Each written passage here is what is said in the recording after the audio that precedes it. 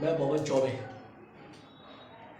Animal kingdom की जो आपकी सीरीज चल रही है उसमें आज नॉन कॉर्डेट का सबसे लास्ट फाइनल बात करते हैं। ठीक है, तो आज हम लोग बात करेंगे हेमिकॉर्डेटा।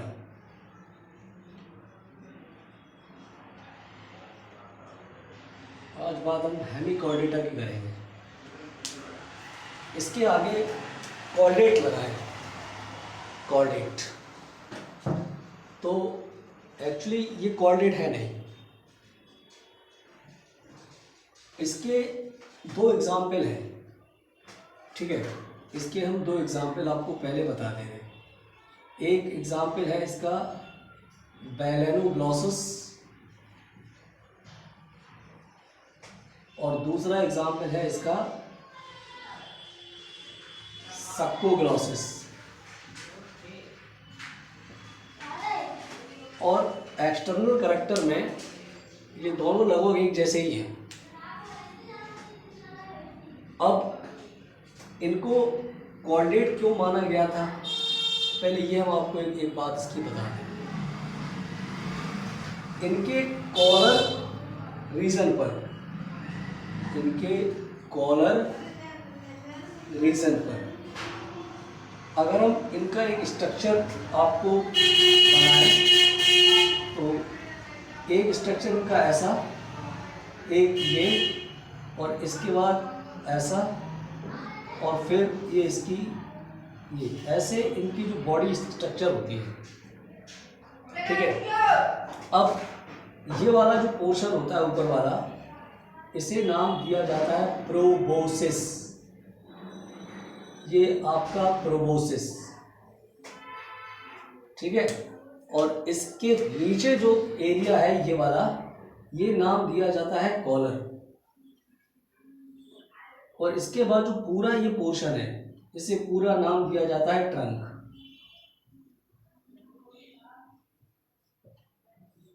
अब एनसीईआरटी में जो डायग्राम दिया है बैलेनोग्लॉसस का, उसमें आपको एक ऐसा लाइन दिखता है और कुछ ऐसे स्ट्रक्चर। तो एनसीईआरटी में यहां पर कॉलर की लेवलिंग है, लेकिन कॉलर ये है।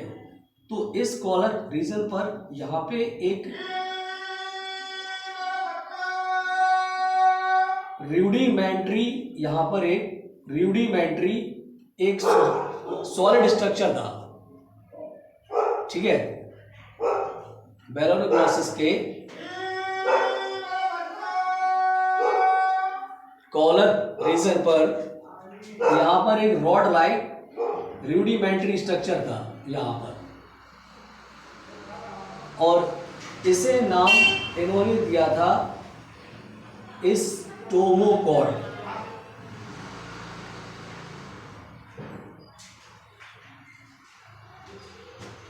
तो ये जो स्ट्रक्चर था स्टोमोकॉर्ड, इसको उस टाइम इक्विवेलेंट माना जा रहा था नोटोकॉर्ड। ठीक है, और नोटोकॉर्ड कैरेक्टर होता है कॉर्डेट का। तो इसी वजह से इसको कॉर्डेट मान लिया गया था। लेकिन बाद में क्या हुआ, बाद में जब पता चला कि इसका डाउटफुल नेचर है, ये नोटोकॉर्ड जैसा नहीं है, ये वाला स्ट्रक्चर जो है स्टोमोकॉर्ड, वो नोटोकॉर्ड जैसा नहीं है, तो फिर इस हेमिकॉर्डेट को एक अलग फाइलम बनाकर नॉन कॉर्डेट में रख दिया गया। ठीक है, अगर ये बिल्कुल फाइनल होता नोटोकॉर्ड तो फिर ये कॉर्डेट रहता। तो अब हम अगर इनकी बॉडी को देखते हैं तो जो कॉलर रीजन होता है, यहां पर इनके ये नोटोकॉर्ड होता है। ठीक है, और ये स्टोमोकॉर्ड नाम दिया था, इसकी वजह से इसका थोड़ा सा कन्फ्यूजन था, तो इसको कॉर्डेट मान लिया गया। लेकिन बाद में फिर जब पता चला ये नोटोकॉर्ड जैसा नहीं है, तो फिर इसको नॉन कॉर्डेट मान लिया गया। अब इनकी जो बॉडी होती है, एक तो हमने यहाँ पर लिख दिया कॉलर, दूसरा स्ट्रक्चर होता है प्रोबोसिस, ये हमने बनाया ऊपर, और तीसरा इसका पार्ट होता है ट्रंक। तो इनकी जो बॉडी होती है वो प्रोबोसिस, कॉलर और ट्रंक रीजन, तीन में ही डिवाइड होती है, ठीक है। और इनकी जो बॉडी है वो आपकी वर्म लाइक है, कीड़े जैसी, वर्म लाइक। और इनके एनिमल्स को हम लोग एकॉर्न वर्म भी कहते हैं, टंग वर्म भी कह देते हैं, ठीक है। इनको एकॉर्न वर्म और टंग वर्म भी कहते हैं। तो इनकी बॉडी वर्म लाइक होती है और इनकी बॉडी प्रोबोसिस, कॉलर और ट्रंक रीजन में डिवाइड होती है। अब जो एनसीईआरटी में जो यहाँ पर लेबलिंग दी गई है, ये जो पार्ट है ये क्या है, ये है आपके हेपेटिक सीकी, ये हेपेटिक सीकी है, ठीक है, ये हेपेटिक सीकी। नोटोकॉर्ड तो आपका कॉलर रीजन पर होता है और कॉलर रीजन प्रोबोसिस के जस्ट नीचे होता है। अब इनमें कुछ जो वैसे करैक्टर होते थे वो हम आपको बता दें। तो ये आपके ट्रिप्लोब्लास्टिक है, ठीक है, यानी इनके एम्ब्रियोनिक स्टेज पर तीनों लेयर मौजूद हैं, एंडोडर्म, एक्टोडर्म और मेसोडर्म।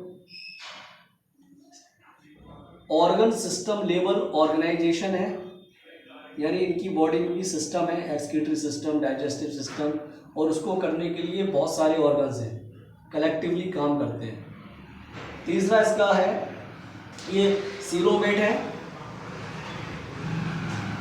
क्योंकि इनमें सीलोम होती है। और इनके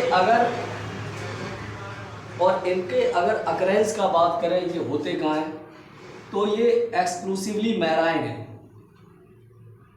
ये एक्सक्लूसिवली मैराइन है, ठीक है।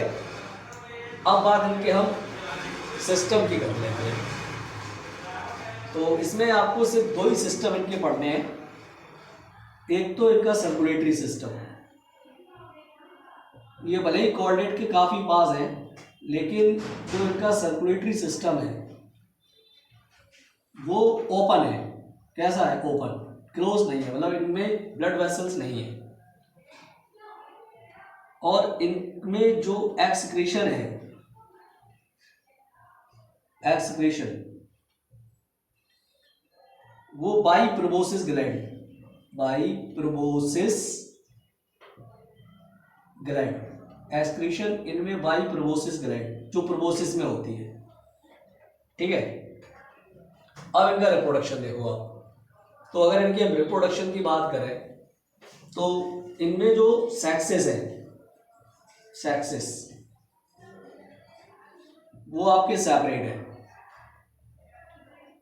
सेक्सेस सेपरेट है। फर्टिलाइजेशन एक्सटर्नल है, फर्टिलाइजेशन एक्सटर्नल है। और इनकी लाइफ साइकिल में लार्वल स्टेज होती है, इनकी लाइफ साइकिल में लार्वल स्टेज होती है। और वो लार्वल स्टेज का नाम होता है आपका टॉर्नेरिया लार्वा, टॉर्नेरिया लार्वा। तो जो टॉर्नेरिया लार्वा है ये बेलोनोग्लोसस का है। तो जब लार्वा इनमें होती है तो इनमें डेवलपमेंट इनडायरेक्ट होता है, ठीक है। तो इनमें डेवलपमेंट कैसा होता है? इनडायरेक्ट होता है, ठीक है। तो ये इसका बैलोन, और हमने आपको एग्जाम्पल इसके बता ही दिए, ये बेलोनोग्लोसस और सक्कोग्लोसस, ये दो इसके एग्जाम्पल हैं। बस छोटा फाइलम है, माइनर फाइलम है, तो आराम से समझ में आ गया। तो हेमीकॉर्डेट नाम कॉर्डेटा इसलिए दिया गया था, doubtful the nature of the stomochord, ये माना जा रहा था कि ये नोटोकॉर्ड जैसा है, इसलिए इसके आगे कॉर्डेट लगा है। बाद में पता चला ये नोटोकॉर्ड जैसा नहीं है, तो फिर इसको बाद में नॉन कॉर्डेट ही मान लिया गया और एक सेपरेट फाइलम बना देंगे हेमीकॉर्डेटा।